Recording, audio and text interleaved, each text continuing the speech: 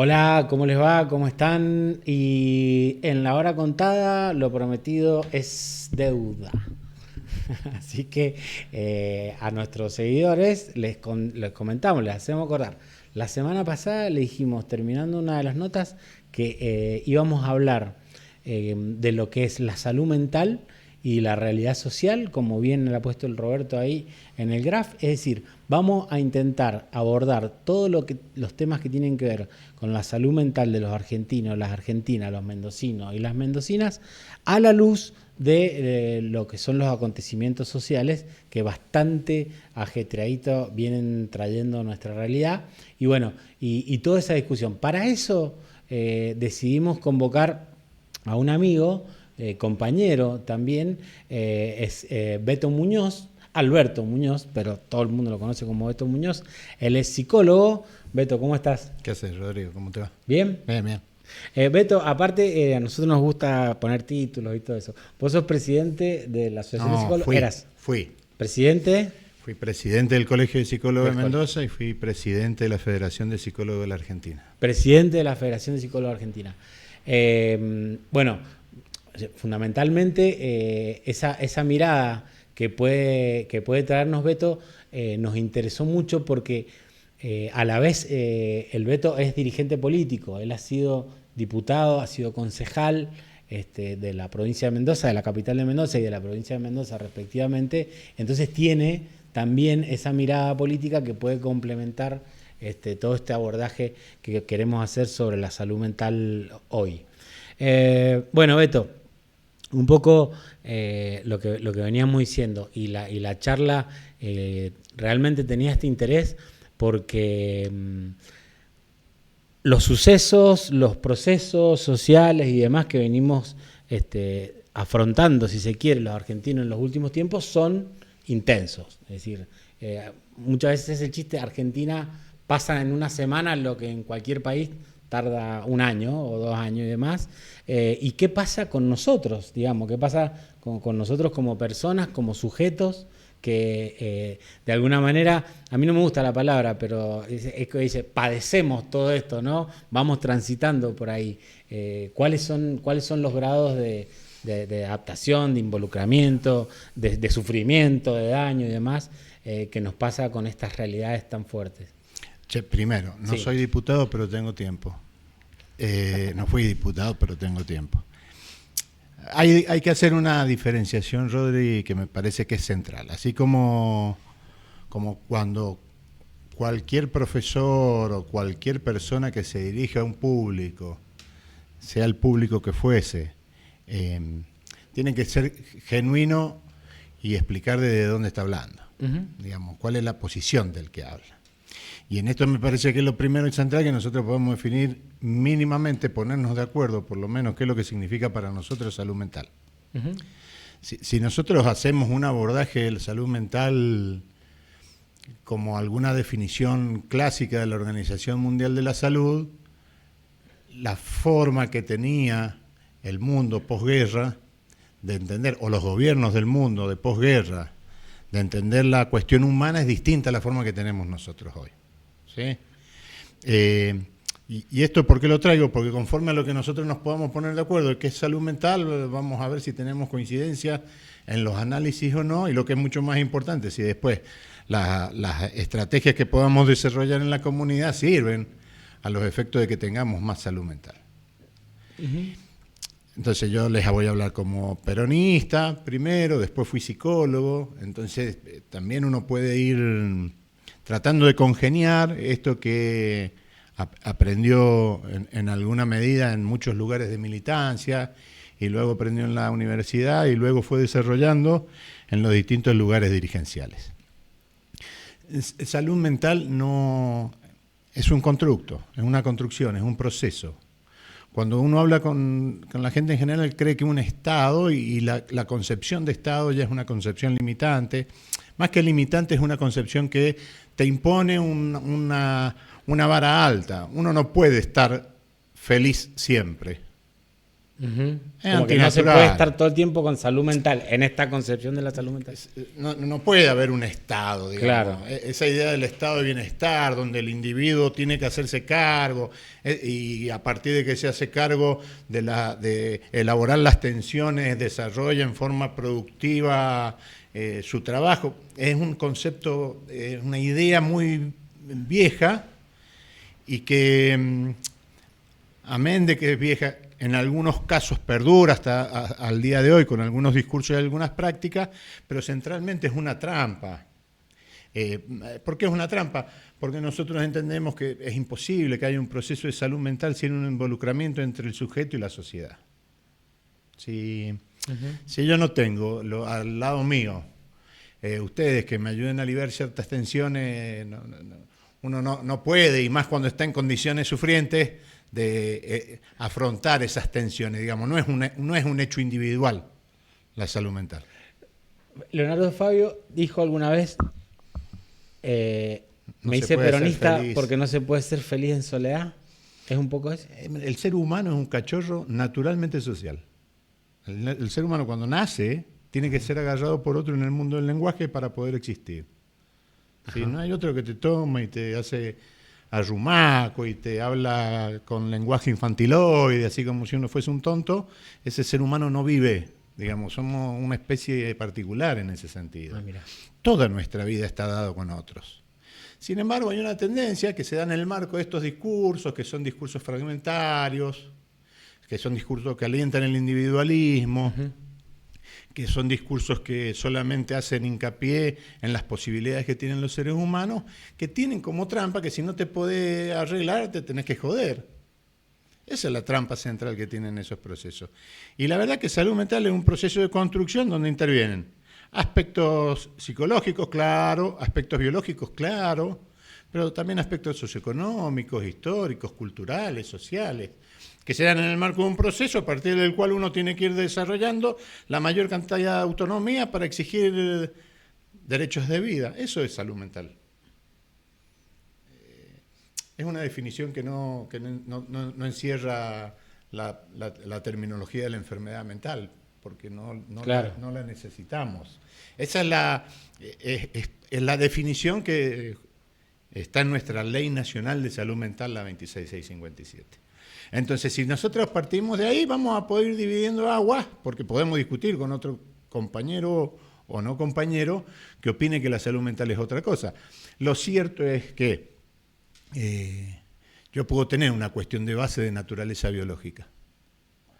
Puedo estar atravesando una situación emocional que perturbe en términos psicológicos mi desarrollo, pero por lo general, si no hay desencadenantes externos, no aparece, digamos, el proceso del padecimiento mental como una cuestión fuerte.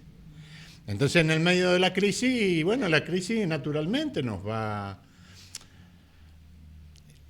Cuando uno puede ir elaborando esto de cómo voy haciendo un proceso que me permite gozar más de la salud mental,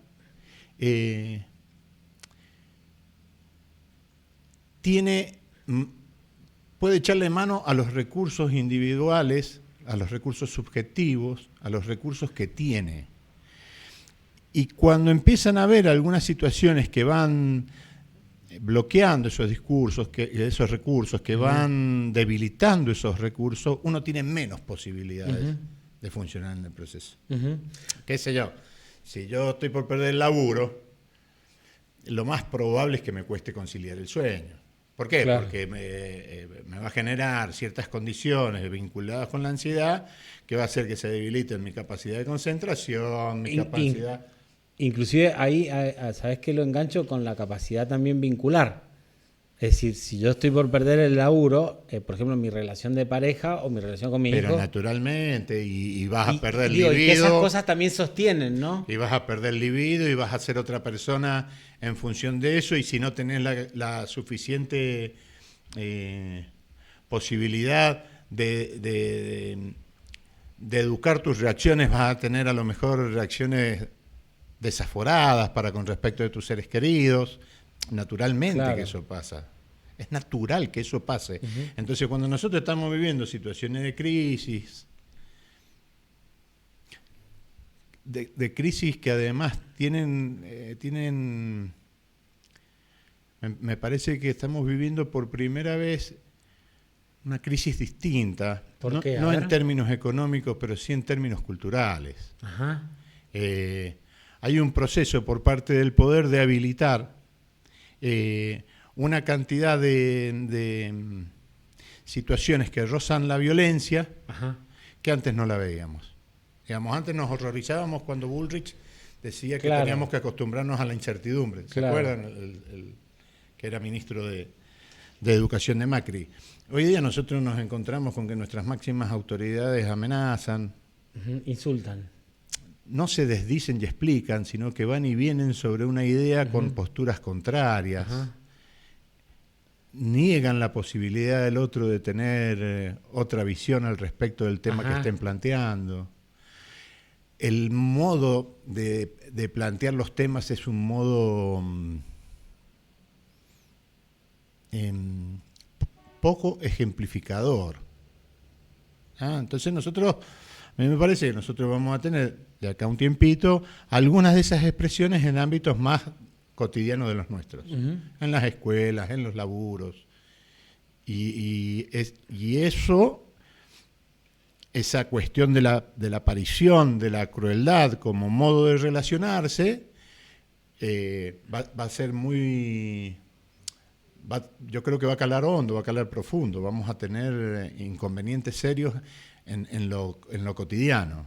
Inconvenientes serios en lo cotidiano. Ahí, Beto, mira, a mí me gustaría trabajar ahí sobre esa cuestión que acabas de señalar, porque a mí se me aparece la imagen de que hay, digamos, se acoplan dos problemas serios. El primero de ellos que sería, por ejemplo, como vos bien decías, esto de cuando voy transitando la línea, la frontera de la supervivencia, que me echan, que el trabajo, que me alcanzo, que como, que compro leche, que no la compro, que no puedo. Digo, eso genera un nivel de tensión que puede ser muy, muy dañino. Y además la famosa frustración ante estos sistemas meritocráticos, ¿no? Que plantean el éxito permanente, es decir, que vos tenés que triunfar todo el día, a la mañana triunfar, al mediodía triunfar, todo, y bueno, evidentemente eso no pasa. Encima transitas los carriles de la supervivencia y eso también lleva a la frustración. Entonces, digo, se van acumulando tensiones, ¿no? ¿Y a qué lleva la frustración? Sigamos, porque ahí viene lo complicado. Bien, la frustración. ¿Qué hago con la frustración? ¿A qué lleva? Digamos, se me aparece como inmediatamente, ¿a quién culpo? Sí. ¿No? Han encontrado, digamos, la posibilidad, por lo menos en situaciones socioeconómicas, de encontrar la culpa en el último que dejó. ¿Cómo sería? En el anterior gobierno. En el Alberto, digamos. Sí.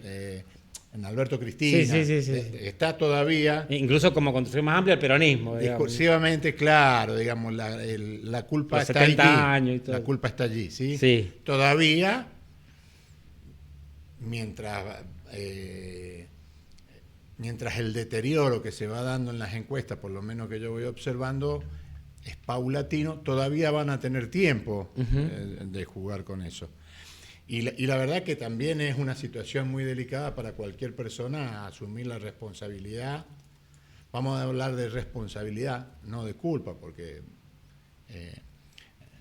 la culpa también hay que elaborarlo con cada uno de los sujetos, digamos, no tiene que ver con otras cuestiones también que suelen aparecer en algunas instancias de ciertas estructuras de personalidad, sí, y en otras no, y ahí es donde es complicado, digamos, cuando no aparece la culpa en algunas, respecto de algunas conductas.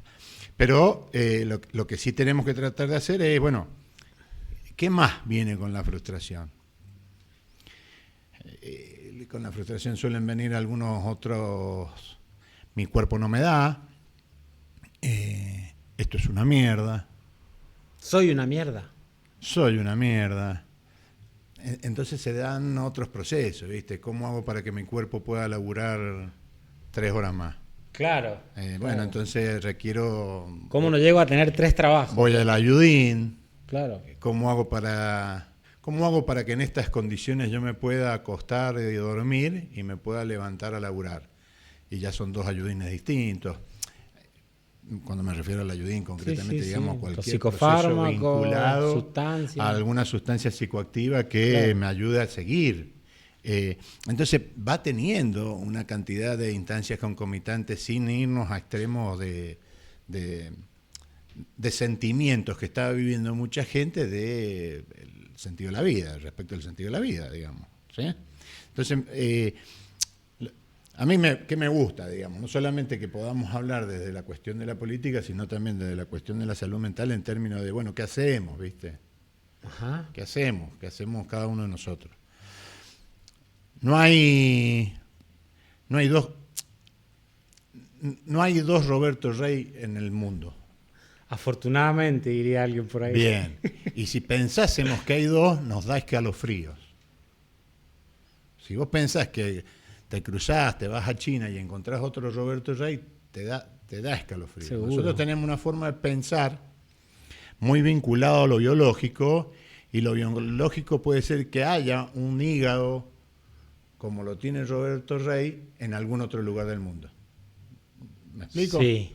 Pero no hay otro Roberto Rey. Sí. Porque ese tipo que es idéntico en términos físicos a Roberto Rey es distinto en términos de condiciones de crianza, en condiciones de desarrollo. Su singularidad es absolutamente distinta. Entonces nosotros hablamos sobre nociones globales, que esas nociones globales no aplican para cada uno de nosotros como jetones que andamos por la calle.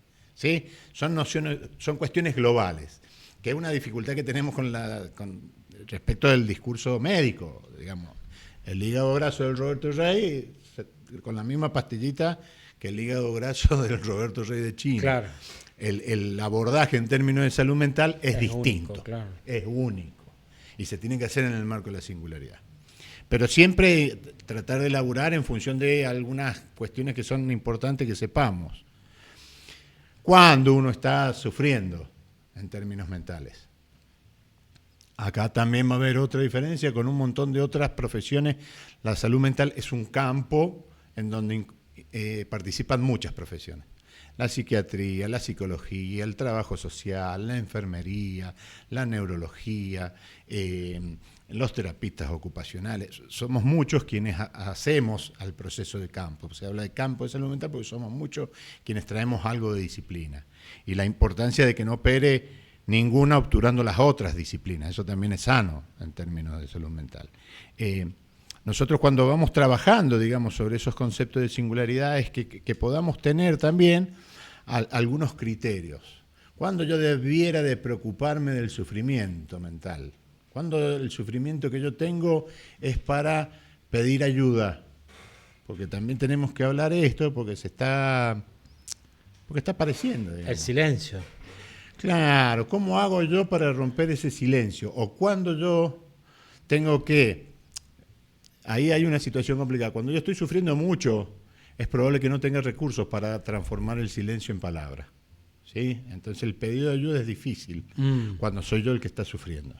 Pero si yo me desarrollo en el marco de una comunidad, bueno, ¿sí? Pero así sea la comunidad chiquita, así sea... Pero ahí... Sí. No, ahí Beto me parece que engancha otra cosa que vos recién dejaste... Pero déjame pasar este chivo y lo tomás. Si el Rodrigo Aguilar hoy día no viene, el Roberto tiene un indicio para poder ver qué pasa con el Rodrigo. Ajá. A ver, hay dos cuestiones que sepámosla para que la sepamos con nuestros hijos, con nuestros viejos, con aquella persona que signifique algo para nosotros. Dos indicadores que son claro. Cuando la persona no puede dormir durante mucho tiempo, cuando la persona no puede tener un descanso profundo durante una semana y cuando la persona no hace lo que le gusta hacer. Esos dos indicadores son indicadores de sufrimiento que requieren rápidamente un proceso de atención. ¿Tá? Entonces esto nosotros debemos saberlo. Después te van a empezar a preguntar, no, resulta que mi hijo se duerme a las 6 de la mañana y se despierta a las 11. No, bueno, si durmió esas 5 horas, claro. Bueno, hay que ordenarle el sueño, qué sé yo, es más psicoeducativo, pero durmió, ¿sí? Nosotros vamos teniendo esos problemas, ¿sí? Bien. Porque cuando uno tiene esas cuestiones es necesario que el resto colabore, ayude ahí, busque en dónde pueda desarrollar la palabra. Bien. Busque cómo mejoramos las condiciones para que pueda desarrollar Bueno, la palabra. pero por eso te decía, y caigo otra vez, si querés, en la responsabilidad. ¿Sabes qué? Lo ampliaría más que un gobierno, y vos lo dijiste bien, de un modelo cultural. Porque el modelo cultural del individualismo, que ahora vienen a flamear, porque no podemos decir que el individualismo llegó ahora, porque si no vivimos en un foco. Es decir, el individualismo es parte del capitalismo, digamos, hay una lucha, lo que fuera. Pero digo, ahora que se está flameando, creo que nos quita uno de los bastones fundamentales que vos has señalado. Es decir, si me frustro porque tengo la supervivencia en juego, por todo lo que decíamos, y me frustro, el individualismo me dice, bueno, que la culpa es mía, por lo tanto también a mí se me va a imposibilitar esto de hablarlo con otros, con mis vínculos, con mi entorno y demás. Entonces también estoy cortando en estos modelos culturales aquellos canales que me pueden sacar, ¿no? El encierro mental, ¿no? Correcto. Por eso es importante que mis otros tengan educada la visión y la audición. ¿Está? Claro. Porque, insisto con esto, Rodri, cuando uno está muy mal en términos de que sufre, cuando padece, el término padecimiento mental funciona. Insisto, a mí no me gusta hablar de enfermedad mental más allá que después te lo diagnostiquen o lo que fuese. Cuando uno padece, empieza a tener más dificultades para poder expresarlo, empieza a tener dificultades porque se van alterando funciones básicas del ser humano. No funcionas mejor en términos de concentración, te vas olvidando las cosas cotidianas, no prestás atención, te pones una piña en cualquier lado en el auto, claro, porque vas en babia. Claro. Bueno, fíjate que Mendoza tiene en el año 2024 ha duplicado el índice de siniestralidad vial en lo que va de 2024 respecto a 2023. Hace poquito, y no te voy a mentir respecto a la fuente, es una lástima, pero en España vienen creciendo de manera exponencial las muertes relacionadas con padecimientos mentales. Ajá. Tiene un proceso de crecimiento. Y tenía un dato, es una lástima que no lo traje y que mi memoria es tan frágil, pero tenía un dato que se ata con lo de la pandemia, que disminuyó el proceso de crecimiento en la pandemia. El proceso de crecimiento de muertes asociadas a salud mental. Permite seguir investigando al respecto, qué es lo que habrá funcionado. ¿Qué habrá pasado ahí? Claro. Que podrá haber funcionado algo del tema del lazo. Claro. Del lazo social para sostener eso. La visibilidad de uno ante los otros más significativos de uno, como para seguir estudiando. Está bien, y que también el fuera de la pandemia, el proceso posterior a la pandemia, es tan intenso, ¿no?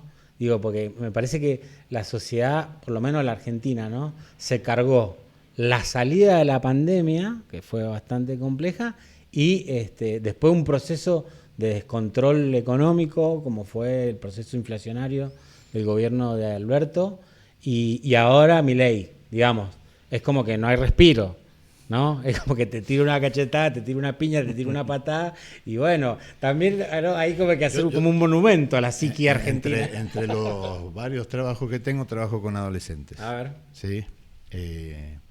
No en términos clínicos, no trabajo con adolescentes en términos clínicos, sí en términos educativos. Bueno, ha cambiado la adolescencia, las adolescencias, porque ya ni siquiera podés hablar de una sola, ha cambiado en estos últimos 5 años.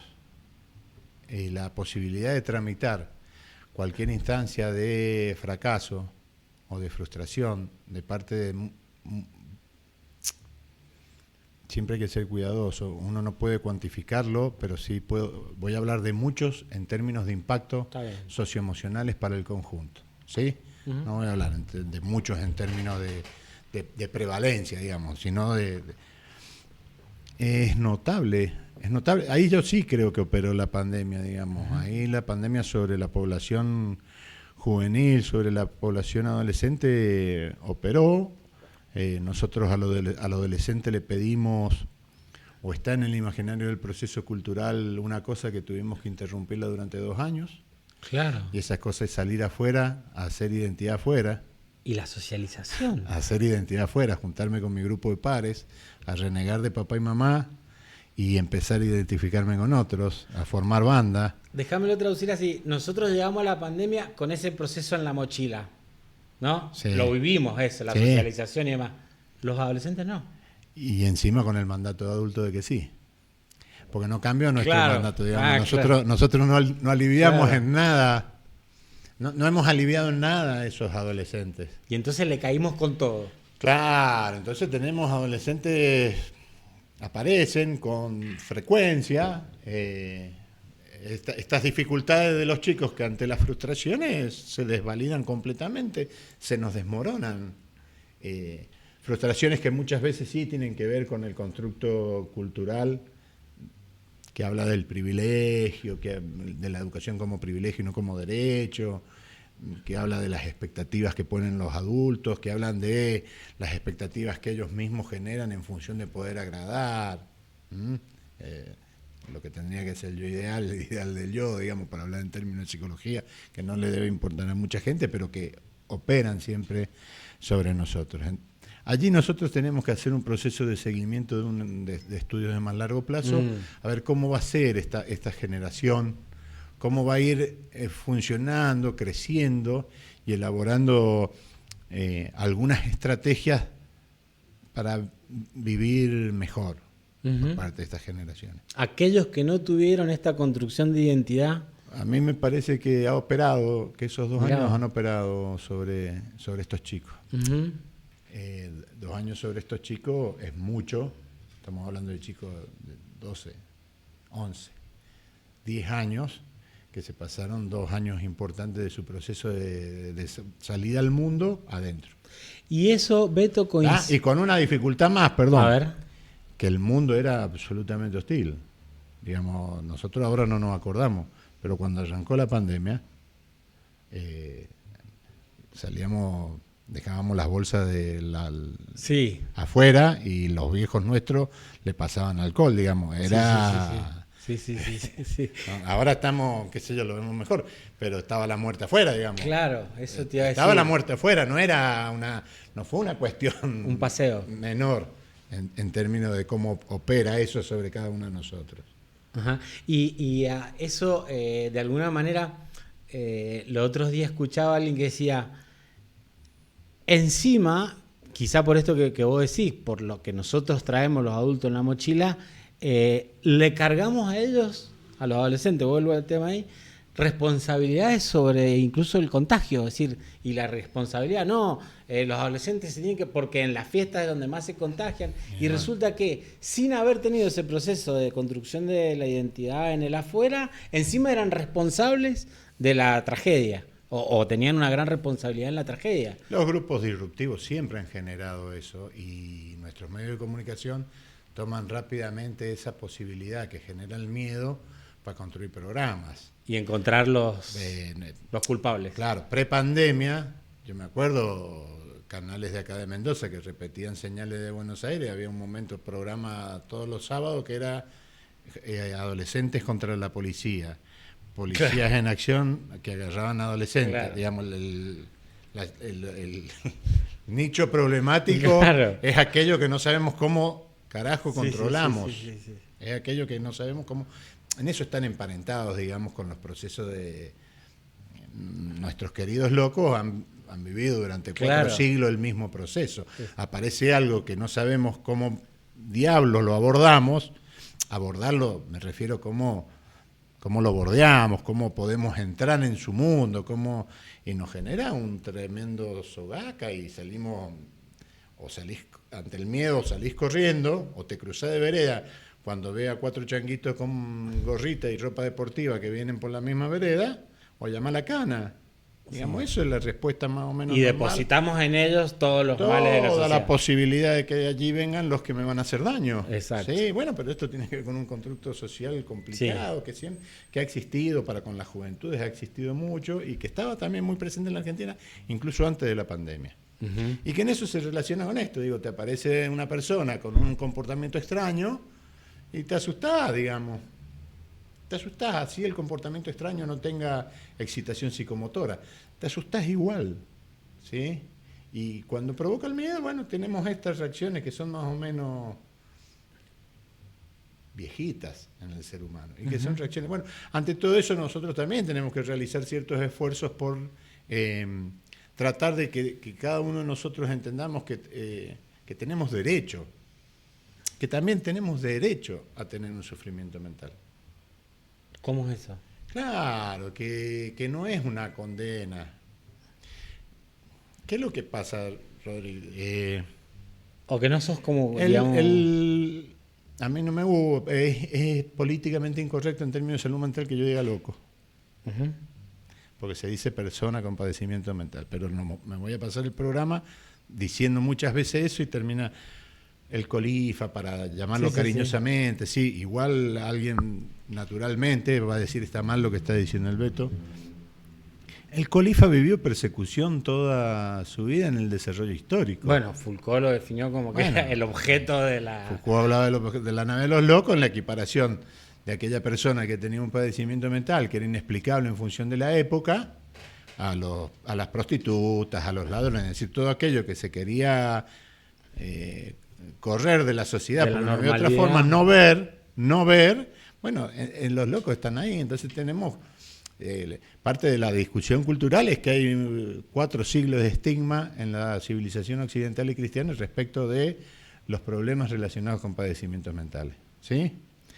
Y que siguen operando en menor medida, pero siguen operando, sigue operando eso. No es lo mismo la atención que se le da, qué sé yo. Pregúntenle a cualquiera que trabaje en los efectores públicos vinculados a salud mental. Nosotros todavía en Mendoza tenemos, lamentablemente, hospitales monovalentes, manicomios, que no tienen que estar más, pero que siguen habiendo. Pregúntenle a los que trabajan allí si les resulta fácil conseguir el turno con un odontólogo, con un oftalmólogo a esas personas. Entonces, la cantidad de derechos que se le van cercenando a las personas que... ¿Y por qué? Y porque no tienen la capacidad de patear una puerta y decir estos son mis derechos. Claro. De pelear, ¿sí? Digamos. Entonces, pero tenemos nosotros derecho a sentirnos mal. No todo tiene que ser bello. Exacto. Digo, nosotros tenemos derecho a sentirnos mal. El triunfo permanente. ¿Tú sabes que te lo iba a enganchar eso con en esta ausencia de espacio de socialización, de espacio de construcción de identidad, pero sí, digamos, se metió...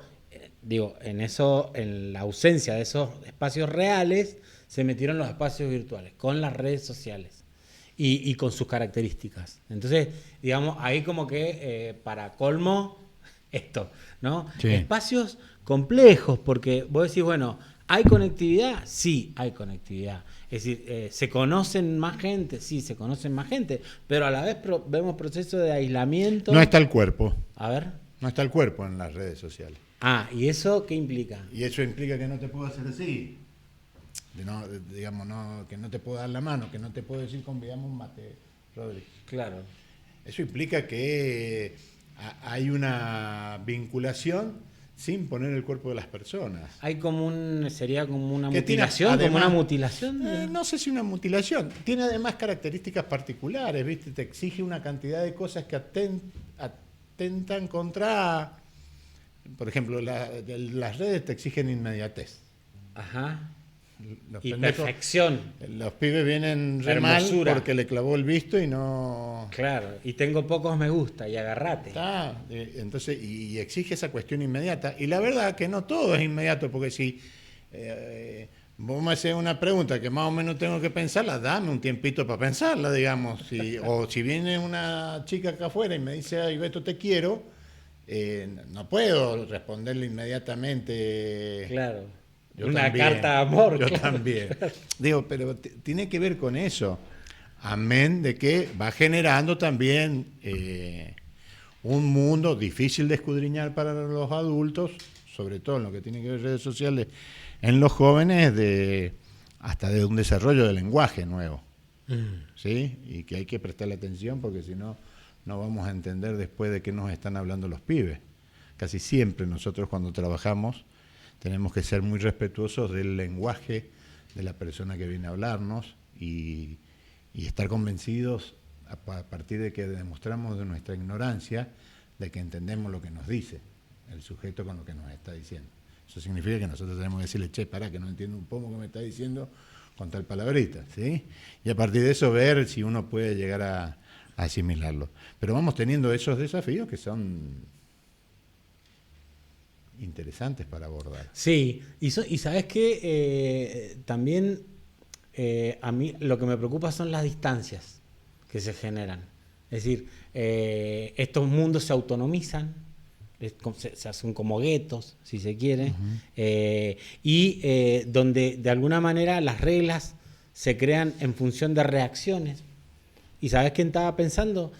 Cuando fue el voto a Milei famoso, se discutió mucho que mucho adolescente de la pandemia, joven ahora y demás, votó a Milei porque Milei expresaba el rechazo y la negación de todo lo políticamente opresivo que había sido la cuestión de la pandemia.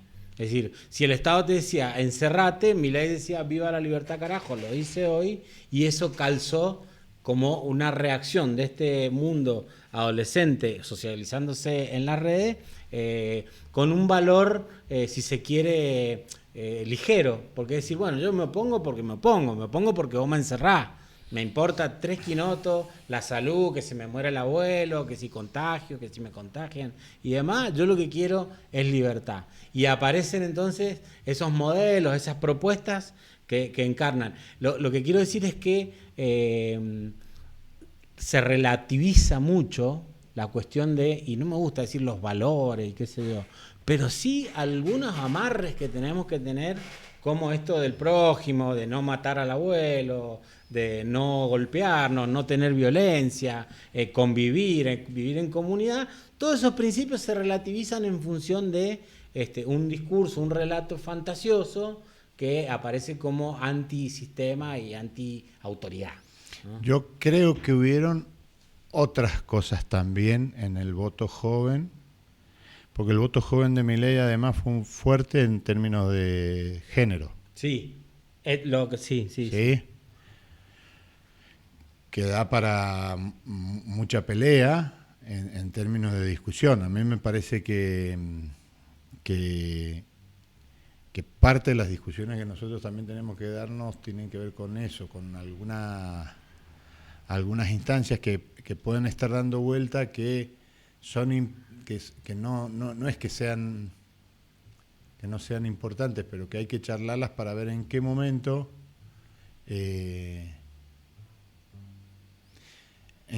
generaron reacción. Apareció un discurso reaccionario, claro. ¿En qué momento generaron reacción? ¿Y por qué aparecen los reaccionarios? Aparecen frente, a veces hay imposiciones, si se quiere, que quizá no están en el fondo, pero sí en la forma. Y ya que traes a Milei, le pido a toda la dirigencia, no importa que Milei esté loco, como se suele decir. A ver. No calienta, no es significativo. Lo significativo es cómo llegó el loco. Lo preocupante es que lo acompañemos. Digamos, sí. Hitler estaba loco, sí. Claro. Pero hubo un pacto de Versalles antes claro. Digamos, se generaron condiciones socioambientales en Alemania. Sí. Que hace que aparezca, bueno... antes que profundice para eso. que lo hagan ustedes, que se dedican más a la política que yo, sí. Hay que discutir cuáles han sido las condiciones que hemos generado para que el poder real, porque hoy día tiene más funcionarios la UIA, digamos, sí, la libertad avanza dentro del gobierno, que el poder real haya encontrado en una apuesta inteligente este elemento disruptivo que le permite manejar el país. Y vaya el mensaje, Beto, porque a nadie se le escapa, cuando hablamos en serio, de verdad, ¿no? Que Milei es una especie de Frankenstein armado o puesto algunos tornillitos por mucha dirigencia política que le convenía a Milei. En esto el peronismo tiene responsabilidad. Milei era el que le iba a partir los votos a la derecha. Bueno, terminó siendo el que juntó más votos en el país y es presidente. Desde un discurso de derecha asumido y ahí, ¿sabes qué? Me gusta lo que decís. Guarda cuando hay síntomas. Con lo primero que arrancamos. Sí, claro. Que yo te decía esto de la crueldad, porque digamos, la habilitación de la conducta disruptiva, cruel, eso es lo complicado. A eso que decías, guarda cuando aparece alguien con la bandera de la crueldad y nosotros dijimos, pero mira, este me viene bien. No, yo no, hay algunas compañeras, autoras que están hablando, como hablaban del hijo sano del patriarcado, del hijo sano del liberalismo. Yo no creo que sea eso, porque me parece que en estos casos hay otra maceración de naturaleza política funcionando, o por lo menos está más clara la posibilidad de contrastar. Qué sé yo tengo 52 años y pienso cómo fue mi crianza, respecto de la situación del feminismo, ¿sí? Uh-huh. Y es probable que haya sido criado como un machirulo, y es probable que siga teniendo cuestiones de machirulo. Seguro. ¿Sí?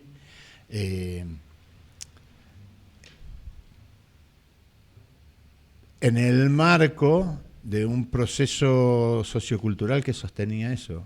A mí me preocupa esto, digamos, ¿qué discusión vamos a dar sobre el proceso sociocultural de decir no es lo mismo, que vos digas... Claro.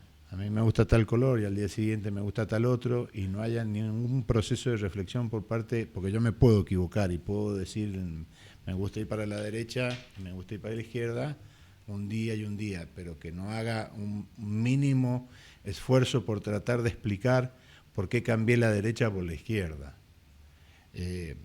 Eso va a habilitar muchas cosas en términos, en términos relacionales, en términos de comercio, es medio y ¿sabes complicado qué? Eso. Y en la pedagogía que ejerce el poder. Es decir, el poder genera una pedagogía, y más con los medios de comunicación y las redes y las capacidades de manejo que tienen personajes como Milei y otros, ¿no? De enseñar y mostrar todo el tiempo estos modales. ¿Por qué crees que esta reacción, si se quiere, viste que muchos hablan de una reacción de la derecha mundial, ¿no? Frente a lo que fueron la consagración o la hegemonía de los principios más progresistas, los objetivos del milenio y todo esto, la igualdad de género, luchar contra la pobreza, el calentamiento global, todo eso parece, algunas teorías dicen, la derecha asume una reacción, se pone, encarna una reacción y lo hace, y bueno, y en muchos lugares como Argentina triunfa, en algunos lugares de Europa, qué sé yo, en Latinoamérica, Bolsonaro. Ahora, lo que digo es, ¿cómo ves que esta reacción tenga características tan violentas, tan autoritarias, tan intolerantes y de alguna manera los resultados que eso va produciendo? Digo, por ejemplo, mataron 1.500 civiles en Gaza con 2 bombas que cayeron en nombre de la paz y la libertad. Y sale la ministra de Seguridad y dice, no se confundan, Argentina no está llamando a la paz como el resto de los países del mundo, sino que Argentina prácticamente llama a la guerra. Es decir, ya se asume positivamente como un valor la violencia, la muerte, la destrucción, la intolerancia, es decir, todo lo malo que venía del siglo XX, ¿no? Aparece otra vez como un proyecto valioso, como un valor. Sí. ¿Por qué pasó por ahí, no? Yo creo que en gran medida no la vimos venir. El otro día estaba circulando la entrevista que le hace Tenenbaum a Nicolás Márquez. Sí, el ideólogo, sí. Ajá. Bueno, se va en el 2000 pico, era bestseller. No tenía representación política. ¿Sí? No tenía representación política. Lo que nosotros tenemos, yo creo que como todos los procesos que se empiezan a construir como procesos hegemónicos, van metiendo la pata también. Y van generando algunos procesos de resistencia. Y esos procesos de resistencia, conforme a las épocas, los van encarnando distintos tipos. Conforme a las épocas y conforme a las posibilidades de encarnadura. Uh-huh. ¿Ah? No hay poder sin resistencia. Con peones, sin trabajadores, era posible Perón. Bien. ¿Sí? A mí me parece que hay algunas otras cosas que se van moviendo en lo cotidiano que van desarrollando. Nosotros tenemos ciertas defensas por parte de los comunes, digamos. No.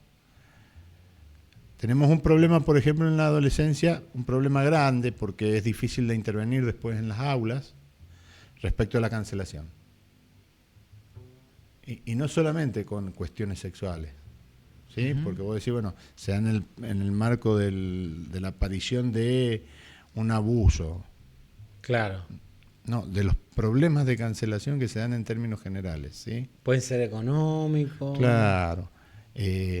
Pueden ser en términos ideológicos.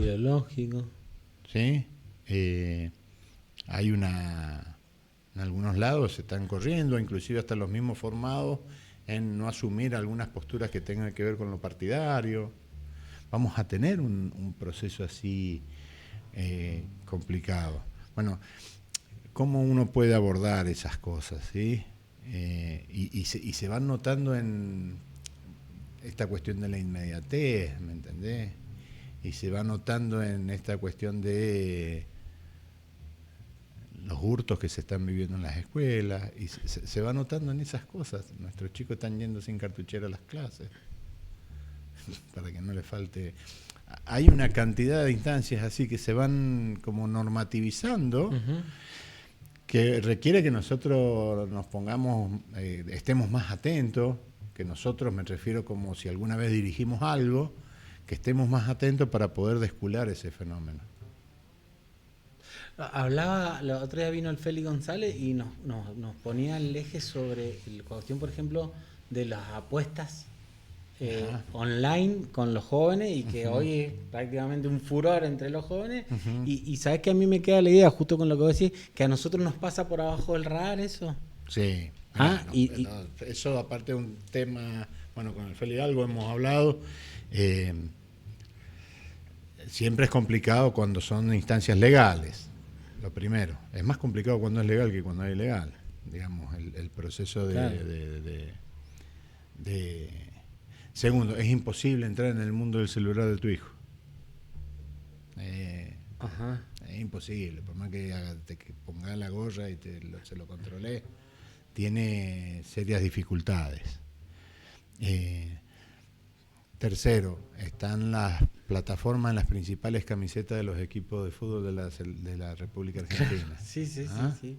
No sé si alguna no banca la selección. Esto como cuando auspiciaba Marlboro, cualquier cosa linda que pasaba. Nosotros tenemos un montón de procesos de control respecto del uso de la plata en plataformas, pero no les importa las plataformas si con esa plata juegan.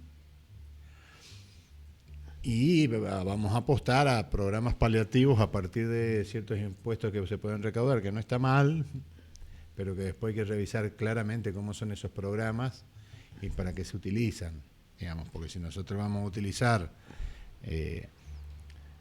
sin armar dispositivos comunitarios que traten de ver esto, la vamos a pifiar, digamos. Si nosotros vamos a esperar que un chico entienda que tiene un problema, ¿sí?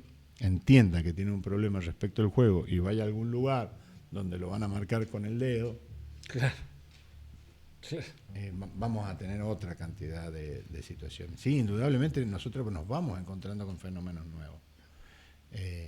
Ese fenómeno en particular tiene que estar atento, tenemos que estar atentos, y naturalmente, socialmente se mueve mucho más rápido la sociedad que nuestros procesos de las leyes.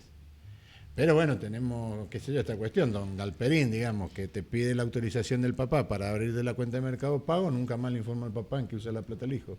Claro. Que es un chico menor de edad. Claro. ¿Sí? Bueno. Pero vos sabés que ahí a mí se me mezclan las cosas. Hay un desinterés, digamos, por ahí los adultos dejamos pasar por abajo del radar estas cosas, por ahí las vemos. Y lo otro que es más peligroso y es más profundo quizás. Y esto, ¿sabes qué? Te lo engancho y te lo peronizo al problema. ¿No será que digamos, inconscientemente, implícitamente, en una cosa más oculta, ¿viste? Pero que, digamos, es momento de la timba, ¿no? Es momento de esa, bueno, veo cómo, porque no solo son las apuestas, sino que también un tipo como Maslatón, que aparece como un referente, ¿y vos a qué te dedicas? Y yo especulo con la moneda, ¿no? Y entonces Milei es consultor de los brokers financieros. Digo, aparece, no era el trabajo el ordenador, no era el trabajo el constructor de vida, no era el trabajo el constructor de comunidad. Y hoy resulta que nosotros, así como medio de coté, decimos, no, mirá, sí, todo eso me se dio, pero acá es la timba. Fíjate si enganchás bien y podés apostar en las acciones o apostar a un equipo de fútbol. El narcomenudeo. El narcomenudeo, que es una timba con la vida. Natural, por eso, digamos, hay que empezar a discutir otras cosas en otro sentido y con otro nivel de profundidad, ¿sí? En el marco de la estrategia de supervivencia de una familia, el narcomenudeo es una herramienta más. No tiene... ¿Qué juicio valorativo puede hacer esa familia si crece mucho más que changueando? Claro. Si además puede ser llevada adelante por la jefa de hogar. Por ejemplo, sí, digamos, no estoy haciendo una... No, pero aparte es real. Son cosas que pasan en nuestros barrios. Y guarda, porque lo saca de situaciones complicadísimas. Sí, ¿y por qué pasa eso? Porque nosotros premiamos los que les va bien. Haciendo eso. Haciendo lo que sea. No nos calienta cómo hizo la guita. La hizo, ¿me entendés? Como que la guita nos lava. Ajá. Está bueno eso. Es un tema. Es un tema en términos culturales. Entonces, las discusiones tienen que haber, o algunas discusiones más firmes, que son un embrollo. En gobiernos nuestros, qué sé yo he tenido la oportunidad de conversar con actores que definían la política pública en términos de drogas. Bueno, o el peronismo. También es cierto, Rodrigo, hay grandes temas, hay temas troncales de la sociedad que ni siquiera las fuerzas políticas están de acuerdo hacia adentro de cómo se trabajan. Seguro. Vos decís hoy día legalización de drogas blandas. Sí, hay dentro del mismo espacio hay 8 opiniones diferentes. ¿Está? El esfuerzo que hizo Ginés por lo genérico, bueno, hablando de drogas lícitas, ¿sí? Nosotros tenemos que en algún momento también armar algunas instancias de discusión, porque si no, lo tenemos todo allí. Si vos te fijás en el Congreso Nacional, la cantidad de proyectos distintos presentados por los compañeros en términos de droga, de legalización de droga, y la postura que tenía Cedronar, la ex Cedronar, en los últimos 4 años es totalmente distinta. Bueno, pero también responde a intereses, responde a un montón de situaciones, ¿viste? Que... Beto, esta incapacidad o no incapacidad, pero debilidad de lo que sería el diálogo social, ¿no? Es decir, uno aparece con este fenómeno de las redes, el aislamiento y demás. ¿Se traslada a la política?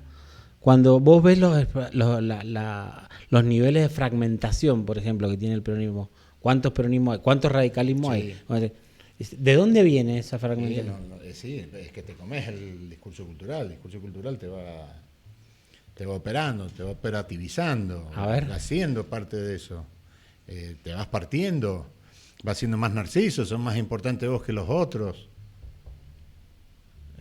Va encontrando, va teniendo una expresión en cada uno de nosotros, con una dificultad mayor.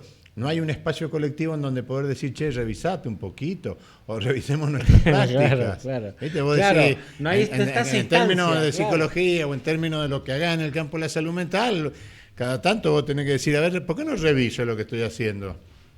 Tenemos que revisar nuestras prácticas.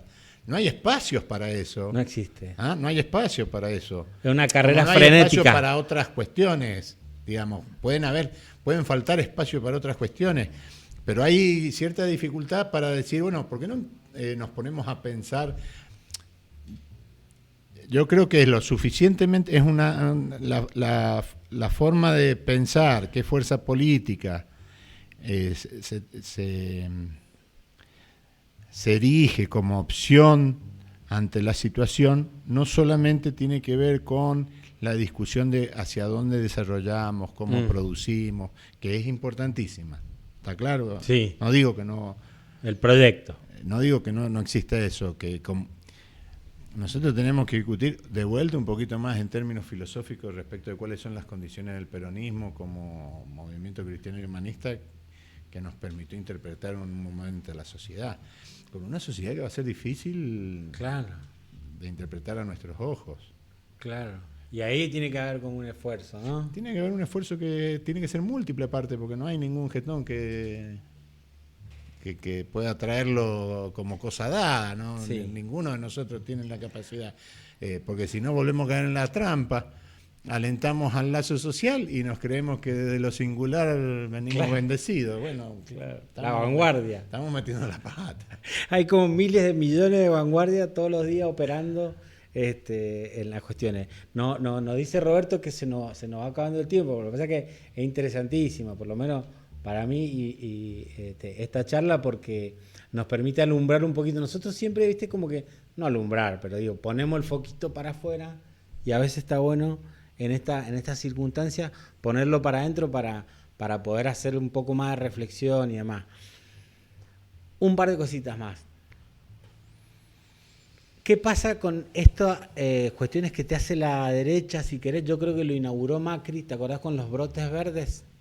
Y el segundo semestre, que te decía, es como ellos lo utilizan como un mecanismo publicitario, hasta publicitario, comunicacional y demás, que te dicen, miren, te estamos haciendo cagar, o digamos, tu vida se está desordenando, bien dice Cristina, esa frase me encanta, tu vida se está desordenando, pero quédate tranqui, porque estas cosas que estamos haciendo, vienen los brotes verdes, nosotros lo estamos viendo, ahora Milei dice, viene el AB y te hace imágenes de que va a tener dólares, va a ser amigo de los Max, va a hacer todas las cosas que él quiere y que él dice que nosotros vamos a poder hacer, pero a mí me parece que todo eso se afincan en la incertidumbre.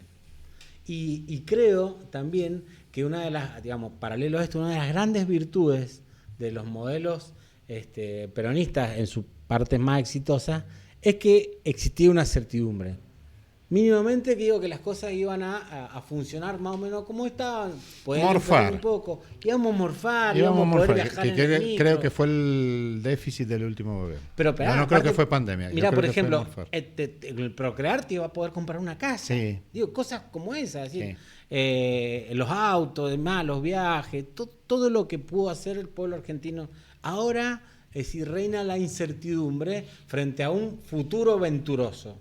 Digo, ¿cómo trabaja eso la salud mental? Es decir, ¿cómo se vive en la incertidumbre? Tan aguda, ¿no? Como se puede, porque acordate que es conforme al cuerpo los azotes, digamos, conforme a cada una de nuestras singularidades, es la posibilidad que tenemos de afrontar esos procesos de la incertidumbre. Recordá que no son... Todos nosotros sabemos que en algún momento vamos a tener alguna crisis. Digamos, sí. Las tenés más... Sí, la pérdida de ser querido. Podés categorizarlas, ¿ah? Podés tener crisis esperables o inesperadas. La pérdida de un ser querido es esperable, ¿sí? Y las podés tener crónicas o agudas, por ejemplo, si categorizamos crisis. Pero tenemos también otro tipo de crisis de naturaleza más cotidiana.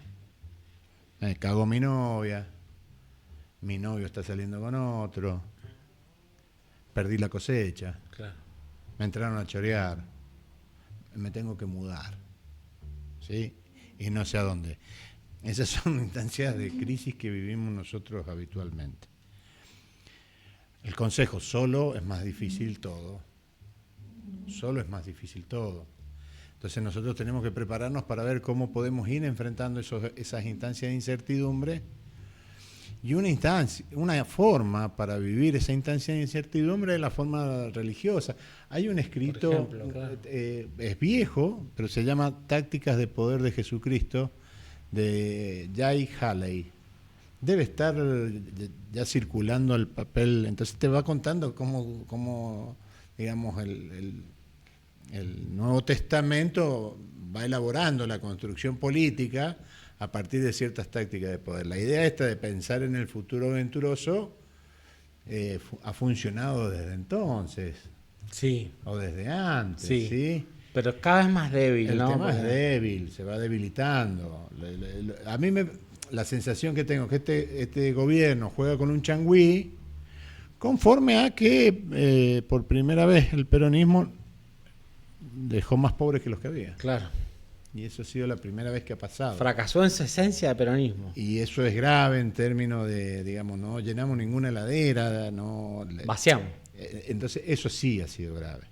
Entonces, bueno, allá está la luz, no es la luz, pero juego con esa expectativa, Claro. que es lo que nosotros sabemos también en términos psicológicos. Mientras más alto la expectativa, si no se cumple, más dolorosa la frustración también. ¿Sí? Entonces la idea es que cada uno de nosotros pueda contar con expectativas más realistas con respecto de cómo se puede ser su vida. En pequeñas cosas también. Uh-huh. ¿Sí? Pero ayudan. En la medida de lo posible, tratar de poner en palabras los sentimientos, aunque salga mal. En la medida de lo posible, ponernos empáticos respecto al sufrimiento del otro. Pero no como a mí, viste, perdóname, pero sí, me asa cuando se hace sobre la empatía bandera, digamos, no, claro. No es la idea de la empatía bandera, es poder decir, ponerte un minutito en los ojos de esa persona y ver el mundo como lo ve esa persona, digamos, es un proceso más complicado, digamos, no es verte a vos que estás sufriendo y estás sufriendo. No es un panfleto. Y cómo sufre, y uno dice cómo sufre. Sí, la verdad que está sufriendo, pero la pucha, vos ves pibes que no quieren vivir más. Eso se ve solamente si podés hacer tuyo ese dolor. Entonces, en la medida en que nosotros podamos ir haciendo eso, después vamos a tener otro quilombo que tratar de llegar a la salita en donde encontremos algún jetón con algún título que pueda atender. Sí, todas esas cosas sí. Pero veamos cómo ayudamos a esa persona que la está pasando mal a que tenga algunos espacios donde sea feliz ese ratito, ¿sí? Donde no se le hagamos más difícil. Nosotros por lo general, ¿qué vamos dejando cuando estamos en crisis? Y aquellas cuestiones de ocio creativo. Entonces no vamos más al teatro, todas cuestiones que nos terminan haciendo bien, ¿sí? No vamos más al teatro, no nos podemos comprar un libro porque vale 25 lucas. Le escapamos a la gente,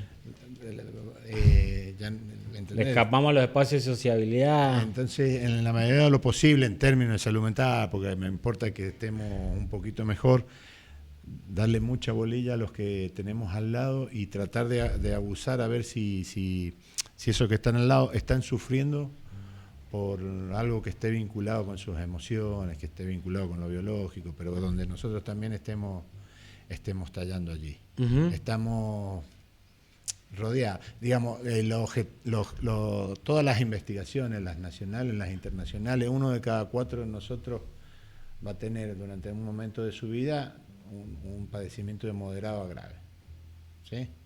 Hay padecimientos que son muy graves y que aparecen menos en términos de la valencia de la enfermedad, y hay otros padecimientos que son muy habituales, digamos. Hoy día es muy difícil, además del escabio, del vino ese que está bueno, que enseguida... Sí.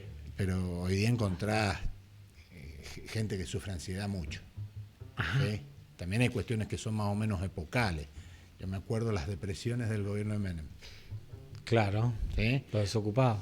Ahora hay una cuestión más así, más una cuestión ansiosa. Entonces, si uno tiene, y qué es lo que, sin ponerle nombre de trastorno, de crisis, olvídense de los nombres, pero si vos sentís que tenés un agujero en el pecho y que sentís que te va a pasar algo malo y ese agujero en el pecho no lo podés llenar con nada y haces cosas que te gusten y el agujero sigue persistiendo, hay que darle bola a eso. Hay que darle bola a eso y hay que tratar de encontrar algunos espacios en donde poder empezar a conversar de estas cosas que me pasan. Y sabes que el Roberto me va a matar porque dice que vamos, pero lo que pasa es que yo me engancho. abandonar los falsos profetas del superhombre o la supermujer. Viste que bueno, en realidad sí, vos tenés que estar preparado para soportar todo como venga, que esto, que el otro, si hay una pérdida, si hay esto, si perdiste el trabajo, vos tenés que seguir adelante porque el poder está dentro tuyo, porque vos sos el más fuerte, qué sé yo. Y en un momento terminamos negando todo. Y sabés que también eso es negar, como vos decís vos, la contingencia, es decir, lo que me puede pasar, van a pasar cosas y demás. Pero a la vez me parece que esto se agrava muchísimo en el marco de la despolitización de la sociedad. Pero guarda con esto, no quiero decirlo de que la gente dice la política es una cagada, los políticos son todos chorros, qué sé yo, eso es politización. No, para mí despolitización es esto que vos decís, la falta de conectividad, conexión real, ¿no? El debilitamiento de los vínculos, el no hablar, el no escuchar, ¿no? Y entonces, si uno lo ve desde el otro lado, es decir, no sé si la solución, pero hay que repolitizarse, ¿no? Hay que repolitizarse en esto de entender el fracaso, entender que las cosas no pueden salir como lo queríamos, entender que al otro le pueden pasar cosas. Vos decías, el derecho a estar mal también, ¿no? Entender todo eso, escuchar, y me parece que reconstruir esos vínculos por lo menos nos puede dar un pie, ¿no? Es decir, para salir de una situación que a mí me parece que es grave. ¿Sí? No creo que la salud mental esté hoy en su mejor momento, ¿no? No. Pero es eso, es politizar. Y politizar es estar atento a lo otro. Digamos, esa frase de la patria del otro es bella, sí, pero aparte de bella es necesaria. Es necesario, claro. Digamos, no solamente tiene un poder de síntesis especial, Sí, sino que es absolutamente necesaria. sí. Y cuando decimos el otro, pensar la otra edad como esa cuestión distinto, pero que me hace crecer. Distinto, Que me sirve, pero que me hace para decirlo crecer, claro.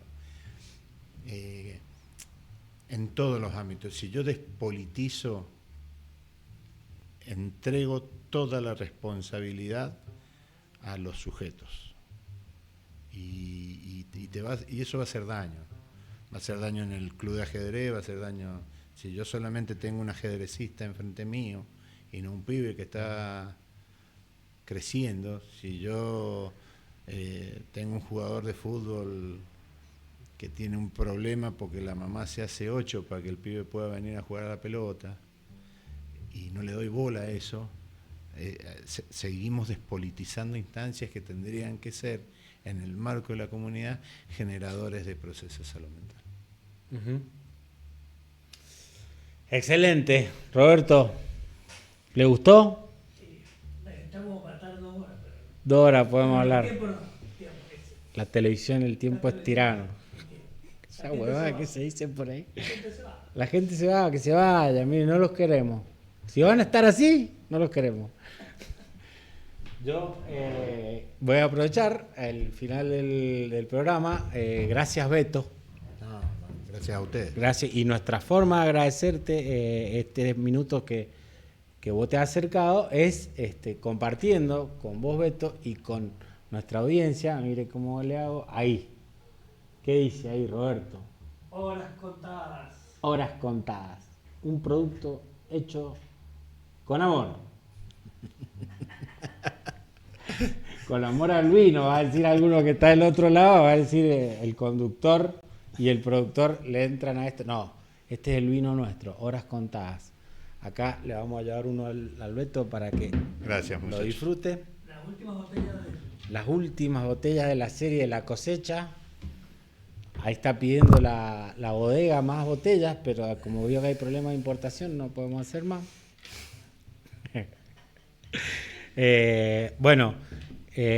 Realmente muy interesante. Prometemos seguirla porque también hay otros psicólogos, psicólogas, psiquiatros, no sé cómo se dice, que nos ven, que nos escuchan y que me parece que estaría buenísimo que se animen a venir y a charlar estas cosas, porque precisamente, es decir, todo lo que ha estado diciendo el Beto y que hemos estado compartiendo, necesitamos escucharnos, necesitamos decir las cosas, necesitamos procesarnos, necesitamos construir comunidad a partir de la relación entre las personas.